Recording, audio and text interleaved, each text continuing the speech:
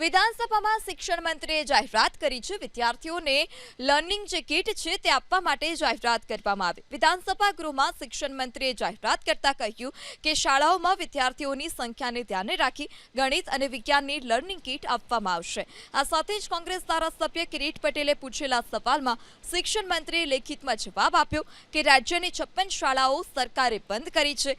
વિદ્યાર્થીઓની સંખ્યા શૂન્ય હોય અથવા તો નહીવત હોવાથી સરકારે પ્રાથમિક, માધ્યમિક અને પ્રૌઢ શિક્ષણ માટેની 56 શાળા બંધ કરી.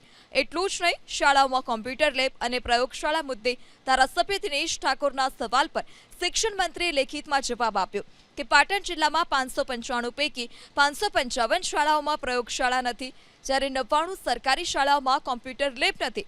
નર્મદા જિલ્લાની 286 પૈકી 228 શાળાઓમાં પ્રયોગશાળા તો 96 શાળાઓમાં કોમ્પ્યુટર લેબ નથી. અને આ મુદ્દે ધારાસભ્ય તુષાર ચૌધરીએ સરકાર પર પ્રહાર કરતા કહ્યું કે દુનિયા AI અને ગ્રોક સુધી પહોંચી ગઈ છે, જ્યારે આપણે શાળાઓમાં કોમ્પ્યુટર પણ નથી આપી શક્યા.